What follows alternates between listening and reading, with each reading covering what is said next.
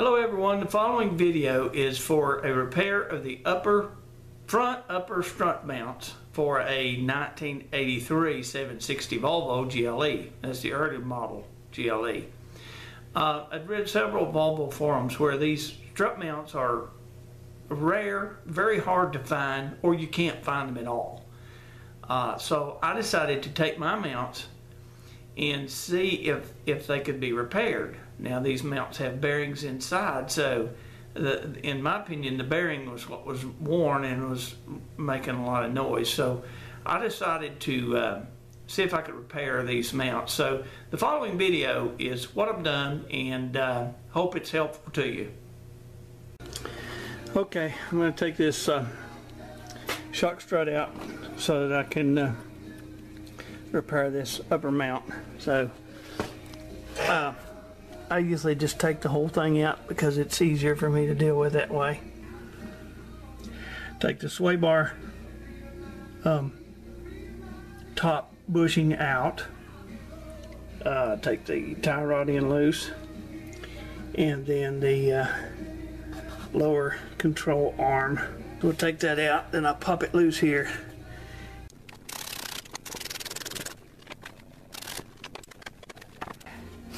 If you've never done this before, do not take that nut off until you get your spring compressed, because you may be visiting a hospital if you do.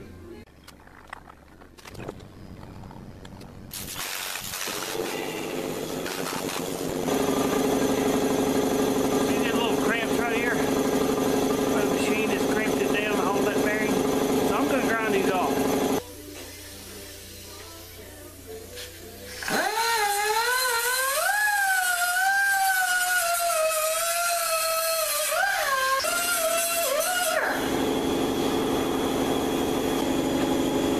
Basically what I did here was cut these grooves out because they were crimped right down next to the bearing.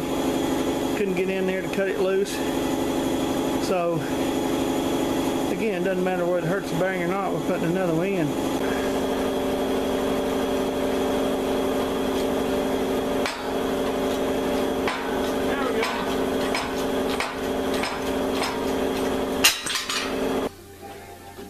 There is just the slightest bit of burr around this, it won't let that bearing come out. These strut mounts, I'm not sure they make them anymore, and I've got an order in for a couple, but everything I've heard you can't get them anymore. But this Volvo dealer says that they can get them, but they have to order them from overseas. This bearing here, I was able to match up the outside diameter. Well, the inside diameter is a 18 millimeter. They don't make a bearing with a 18 millimeter. So what I did, I got the outside diameter of this new bearing, and it's the inside diameter is a little bigger. Okay, so my thought process is that I can sleeve or put a bushing inside this bearing part. Actually, the strut fits up through that center part of this bearing, and the bolt actually holds that strut shaft to the bearing. I just can find it useful. Maybe we can figure out a way to circumnavigate a part they don't make anymore. So I'm gonna get started on this, and we'll see how it works out. I wanted to also point out that this bushing here is a now my terminology may be incorrect. I think he called it a light oil bushing. Apparently it's handmade and it's impregnated with oil, and it's very, very soft and can melt under heat. I think my terminology is correct, but I could be wrong. But this center hole here is 18 millimeter. This is an 11/16 bit, and it's close. It's not exact. but it's close. So I'm going to drill this out a bit to see if I can make this bushing. And it's a tiny bit. The diameter is just a tiny bit bigger. I might be able to polish it down just a bit to where it'll fit in there.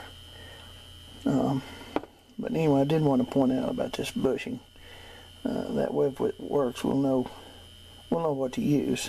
Because when we drill this, we got to keep plenty of oil on the bit to keep it from getting too hot. Here's the invoice for those bearings. These numbers here are the actual inside diameter of the original bearing, that inside diameter. The little bushing is not recorded on here because the guy actually gave that to me. But I'm thinking it was a 1-inch IOD, outside diameter, and the inside diameter was smaller than a 11/16, I think. It was less than that because I used 11/16 to drill the original hole, and then I honed the hole out a little bigger on this bushing. This is going to work well, I think. The actual shock shaft is going to be resting against the upper spring plate, and then when this is tightened down inside of here with the nut and washer, all your pressure is on this bearing, not on the bushing.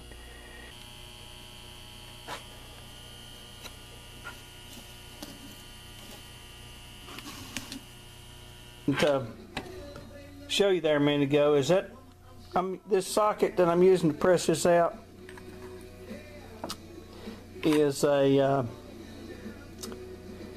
1 3/16 inches, and it fits right down in there pretty good. So this side's the side we're pressing on, so you can see that it really is kind of pressing on the bearings, but that's all you can do. So when we press this new one in, I'm going to use this socket here, which is 1.5 inches. Pretty much perfectly on the outer edge of that bearing. Why? You know, we're not pressing on the center part of the bearing, so we're not hurting it. I give no warranties or guarantees.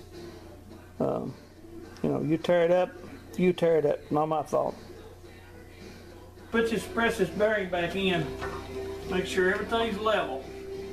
Make sure your mount's level and your bearing is started in as straight as you can possibly get it. Make sure your pressing tool is lined up.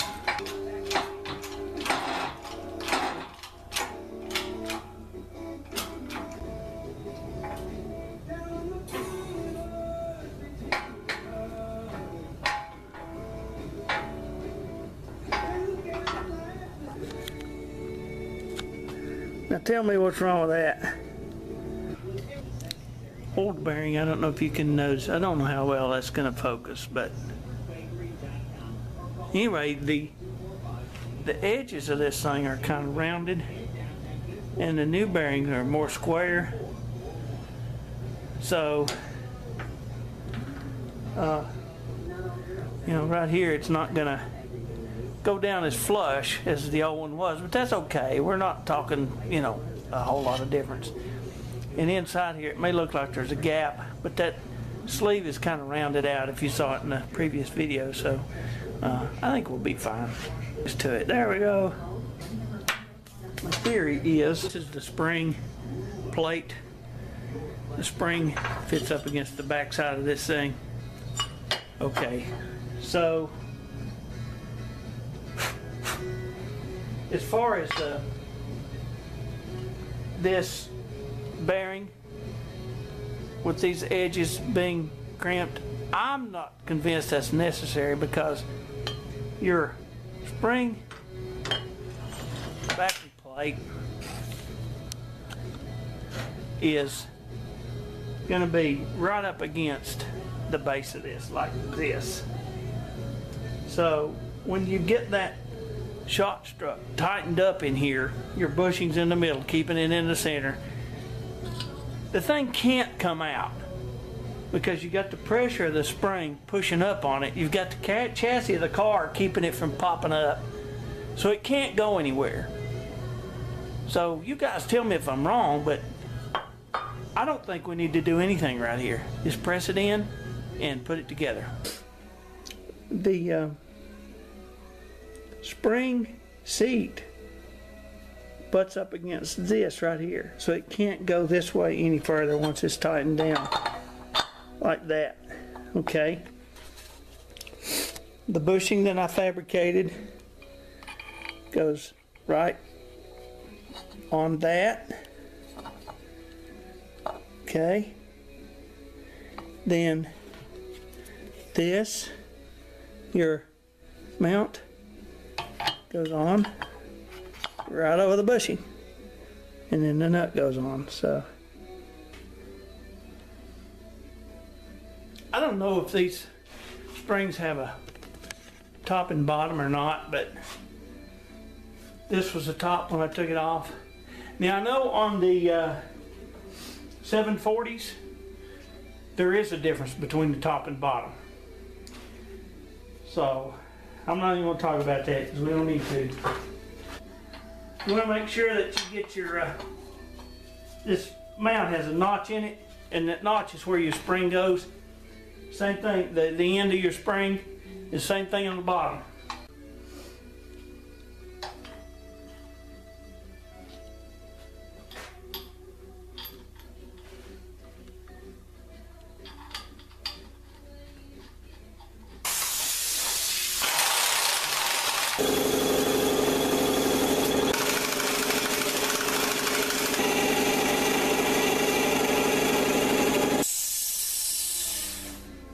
There we have it. Front mount repaired. Good as new.